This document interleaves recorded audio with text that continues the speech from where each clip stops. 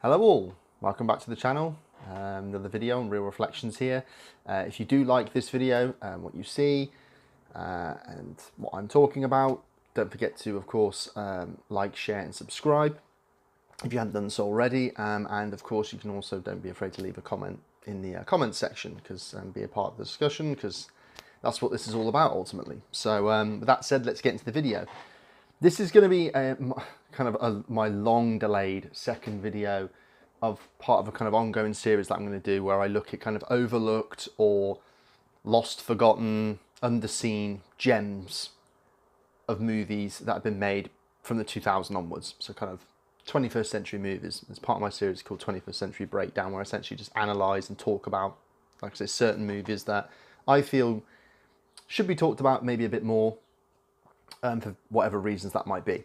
So this is the second one. I did my first one, God, like a year and a half ago now. So I really want to kind of get back onto this, because I think it's fun talking about kind of movies that really aren't that often talked about. And today I've got a documentary for you guys. That was made in 2006. Actually was nominated for the Academy Award for Best Documentary. Didn't win though. Don't actually know what won that year. I can't remember. But nonetheless, it was nominated. And you know, sometimes the best horror films aren't actually kind of what you would typically categorise in the genre of horror at all. The best horror films, when I say the best, I mean the kind of the most effective, or sometimes the starkest horror films that we watch, are kind of about real people, right? And I don't just mean, you know, serial killers and stuff like that. I mean documentaries that reveal kind of certain truths about human beings, human behaviour, right? And this is one of these, because to me, this is a kind of horror film, just as much as it is a documentary first, okay? And it's a movie that's only grown with relevance over time, which is why I want to talk about it. And that is the film Jesus Camp, okay? So like I said, a documentary from 2006, was nominated for an Academy Award for Best Documentary. This is, for all intents and purposes, documentary meets horror. It essentially charts the... It's not a long documentary. It's like less than 90 minutes, I think. So it's not a long watch. And essentially it covers mainly three kids. Levi, Rachel and Tori. Okay. The eldest of which I think was Levi. He's 12 years old. Okay. And it covers these three kids that essentially go to this evangelical church, okay, and it follows them as they go to this August summer camp called Kids on Fire. I'm not joking, that is the real name of the summer camp, Kids on Fire, which was founded in 2001, okay? Remember, this is taking place in 2006, in Devil's Lake, I think it's called, North Dakota. And it covers basically this one summer where they're there at this summer camp, these three kids, and of course the person who leads the camp, which is Pastor Becky Fisher, right? And like I said, it covers their time there, and it basically is an observational documentary. You know, it's not really a talking heads documentary as such, and it's not a documentary where the filmmakers get overtly involved in terms of offering. You know, we don't see them asking the questions. We don't hear their voices at all. Their presence is invisible behind the camera. It's an observation documentary that just allows the subjects and the events to speak for themselves. And what we see at this camp, well, maybe we should talk about actually prior to that. You know, the first few minutes of the film actually just focus on introducing us to this this evangelical church, and it actually opens with snippets of radio broadcasts in which people are talking about the need in America at the time for Christianity to kind of fuse more with, really lead the change for America and lead the way with American politics, okay? And dictating essentially what future politics looks like in the country.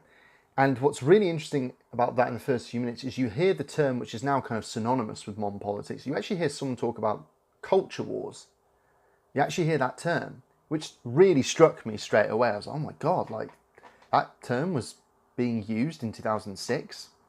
Because you've got to remember, this is almost 20 years old now, this documentary. But it's frighteningly relevant, okay? And, you know, the person who mentions culture war says, you know, we didn't start it. We didn't start this culture war, but by His grace, we're going to end it. And we want to reclaim America for Christ. So this is a documentary straight out the blocks that is essentially looking at the ongoing attempts, successful attempts, by particularly the evangelical sect of America, by the way of which I think it's over 30%, I think, of Americans back then, and it's probably more now, identified themselves as evangelical Christians. An attempt by them to essentially shape the country and the political landscape of the country. So it's essentially about the rise of the far right and the far right Christians, essentially speaking, which of course has been weaponized more through time, has only gained more relevance today. And that's what's really kind of harrowing about this documentary. I think it's a harrowing watch in itself, as well as rage-inducing. This documentary gets me very angry, okay? Essentially because it's focusing on the inculcation of Christian values in children, very young ages, and it's essentially, it's a kind of sociological documentation of how kids are actually indoctrinated, not just with Christian values. Well, what are those Christian values? Because the actual first scene that you see in this church is of a load of kids, I'm not joking here, dressed in clothes but have war paint on, and they're kind of performing a kind of dance routine to like a kind of Christian song, and it's the sheer kind of aggression of which this is forced and promoted and forced onto young kids, in which you kind of go, there were debates at the time going on about, especially from the kind of liberal side, saying this is kind of tantamount to child abuse, because essentially you're forcing on these views on children who, aren't clearly able to kind of discern reality or fact from fiction, and have those critical thinking skills to kind of think independently of what they're being told. You introduce these three kids early on, and particularly in their home settings, in which clearly all the parents have a massive hand in shaping what the kids believe. You see Levi watching this cartoon that is, it's pro-creationist and anti-evolution, in terms of beliefs on this cartoon. And you see him, he's homeschooled by his mum, who's got this kind of anti-science textbook that's teaching him how global warming is a myth that's basically promulgated by politicians with certain interests, and that if you were to go to a school that says creationism is silly and stupid and a myth, what would you say? And what would you say if you went to a school which said evolution is stupid? And he says that sounds like a school I want to go to. So right from the outblocks, you're kind of seeing, as well as like clever. Sometimes the framing of this documentary is really clever, because what you're actually seeing is, for example, George Bush looms over this movie. You hear his voice at the beginning of the documentary. You see his picture on one of the parents' fridge in the background. And you even see at one point in the documentary, the kids are told to give like this mass blessing to a massive cardboard cutout of George W. Bush. And Becky Fisher, the pastor who leads this summer camp, even explicitly says towards the beginning of the documentary that George W. Bush is responsible for this resurgence in kind of positive and almost a resurgence in kind of a Christian popularity in reclaiming Christianity. And this essentially is a documentary that exposes what happens when you refuse to separate church from state, and which we've done more successfully in the UK. But in America, it seems to be still a massive problem. In fact, a kind of growing problem. And this is now an interesting document viewed 20 years later, because you can actually look at something that was almost like a red flag, a warning sign that kind of was ignored for 20 years, and we've seen the consequences in terms of the emergence of far right and Christianity and its place in mainstream politics. It even has I shouldn't say a character.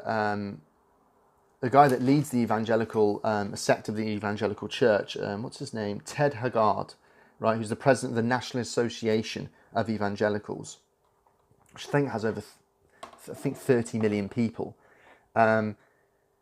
he was also, at this point, a weekly advisor to George W. Bush. Okay?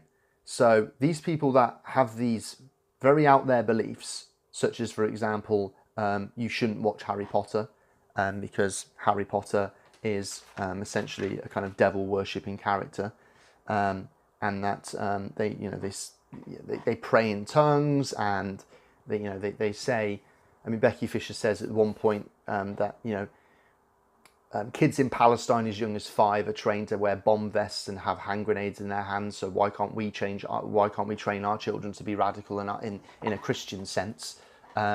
Is quite frightening. All these different beliefs that I mentioned, and she even says that she wants Christian kids to be laying down their lives for God. So essentially, this Jesus camp is almost like a kind of, again, the imagery, the militaristic imagery, and the aggression, and the emphasis of the divide between those that believe and those that don't believe, who's the enemy, the us and them dynamic, is very, very frightening in this. It's a movie that you could watch on first glance, say, and laugh at the subjects in their kind of, you could argue, their ignorance or their idiocy, or the kind of just the fervour of their belief. I mean, there's one point where Becky and the other kind of coordinators of the camp are blessing the PowerPoint for not crashing, or not for crashing during the camp, and they're blessing the kind of the chairs that the kids are going to sit on, and the electricity that's going to supply the power, and not for it to not go out. These really kind of strange, from to outsiders seem strange behaviours. And this is the thing, is that just in documenting this in an observational way, it exposes it for actually what it is, because it allows the subjects to talk.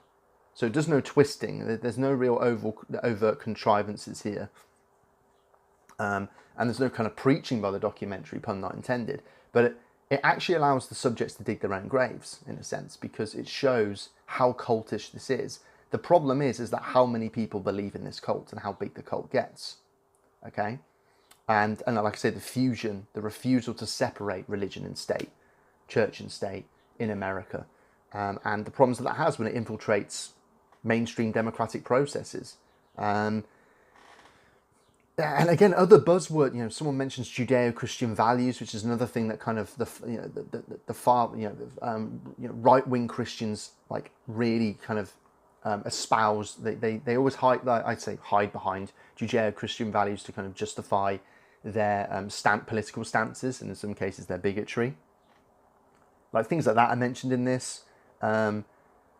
The Harry Potter thing is, I mean, again, like I say, some of it is quite funny, but you've also got to remember the reason why this is ultimately not actually funny and you should take this seriously is because these aren't just beliefs in an echo chamber. These aren't beliefs in a chamber that don't materially affect anyone. They do.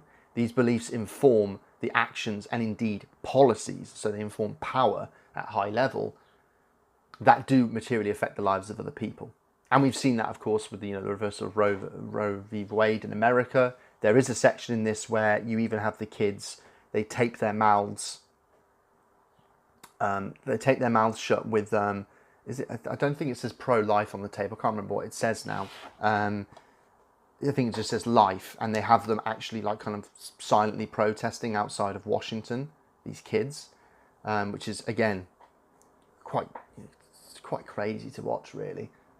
So to me, it's a kind of sobering, if maddening, account of the kinds of beliefs that seem to be like mainstream, cultish, but also mainstream in America. That's, like I say, it's only grown with prevalence over time. So, like I say, it's a bit of a harrowing, rage-inducing, darkly funny watch, but it's a great example of a documentary that's only gained relevance over time. And I thoroughly recommend it as a means of kind of using it to reflect on where we've come today. Okay, and a lot of the great documentaries are like that. I think that they can be watched as a means of documenting the time, but also as a means of mapping the lack of change, perhaps, or the amount of change that has occurred when you're watching them in the present moment. So, I mean, yeah. Again, this might depend. I think you could watch this as a kind of sensible Christian. I'm not saying you have to be an atheist to watch this. Cards on the table. I am an atheist, but and this, yeah, this kind of provides further ample evidence as to, for me as an atheist, the problem of introducing things such as religious beliefs to kids of a young age, I think. And you can clearly see how easy it is to be aligned with conservative values when you are religious, and vice versa. The two, to me, are kind of intertwined. So, yeah, I mean, like I say, I think that's most of what I want to say about this movie. Give it a watch if you haven't. This DVD, which is ICA Films, this is the Region 2 DVD, out of print now, but you should be able to pick up a second-hand copy if you look. You should, and it's not too expensive either. Yeah, it's again, it's an interesting example looking at, you see like homeschooling, which is something that became more prevalent in COVID, in the wake of COVID. More kids, more parents thought that their kids be homeschooled. Of course, was kind of necessary in some instances, but there's a harrowing statistic here: about 75% who are kids who are homeschooled are evangelical or identify as evangelical Christians. So yeah, it's like I said, sobering documentary that kind of shows that intersection of rationality or the lack of, and belief. The most upsetting scene in this, there is an upsetting scene where there is a kid at the camp, and he's not as much, you can tell he's riddled with doubt. He's not as a fervent believer as the other kids that are there, and they're invited to come up and kind of like take the mic and say what's on their mind. And this kid takes the mic and actually says, I am riddled with doubt, and sometimes I read the Bible and I don't believe what's being said, I don't believe what's being taught, and I feel like a fraud and stupid. This is like a young kid saying this. And he kind of sits cross-legged as he's kind of doing this confessional, and you can kind of see how he's so torn, the conflict in his face, of that he knows his rational, intuitive brain is telling him something is wrong with this, but obviously everyone around him is telling him this is right and this is what you should believe. There is actually an article that The Guardian did of Jesus Camp 10 years later, which I recommend you read, which actually goes through some of the kids that are in the film and documents where they are 10 years from now. Are they still with the church? Are they not? What did they think about being in the documentary and their experiences? So I recommend giving that a read, which you can just Google that, or I might try and put the link actually in the description if you are interested. But that's like, to me, the most upsetting scene of the film, because it really crystallizes, and the amount of shots actually that what I think about is the amount of shots of actually kids that are relatively miserable because they're not allowed to be kids. Okay, you actually listen to them talk, and you know they're just regurgitating the talking points of what their parents have told them, what the church has told them, because normal kids, typical kids, don't speak like that. Okay. I mean, there's one scene where even when the kids are at the bowling alley, just having fun like normal kids should do, there's one that gets up and kind of goes up and proselytizes to a woman in the bowling alley and says, "Oh, it looked like Jesus was telling me that you need help or you need saving," kind of type thing. Gives her this leaflet, and it's just, you can tell the woman's really uncomfortable, but obviously takes it because it's a little girl that's giving her this leaflet. But you just go, kids don't do that. So again, interesting watch to me. Let me know your thoughts if you have seen this film, and if not, do you intend to watch it? I mean, I think it's a good documentary. I think it is a really good documentary. And I also think as well, I'm kind of disturbed by the things that everyone goes on about, like being what needs to be corrected in this documentary for America. None of them seem to comment about like the influence of money or corporate power. And there are kind of a lot of shots in this that show, like, I just remember loads of McDonald's signs and Burger King signs, and it's like they don't seem to have any problem with kind of money and its influence on the state of how things are going in the world. Funny that, isn't it? And I think it actually exposes, the evangelical sects of what they are, and where I think society has gone, which is kind of a grifter society. Everyone's on a grift these days, and it's really exhausting from my perspective. Anyway, I'm always thinking, what's this person angle? What's their grift? Maybe that's cynical of me, but I think I have every right to be that, because I think in that sense, because I think that is the reality that we live in. But yeah, Jesus Camp, worth a watch. Thought I'd give it a kind of shout out and a bit of a spotlight and a discussion. and let me know, you guys, what you think. If you intend to watch it, or if you have seen it, what do you think? And like I say, I'll continue doing videos for this series. Don't know what the next film will be, but I'll probably do one in the next couple of weeks and keep updating from here on. So yeah, with that, like I say, if you enjoyed this video, don't forget to leave a like, subscribe to the channel if you like, and with that, I will see you guys in the next one, and take it easy.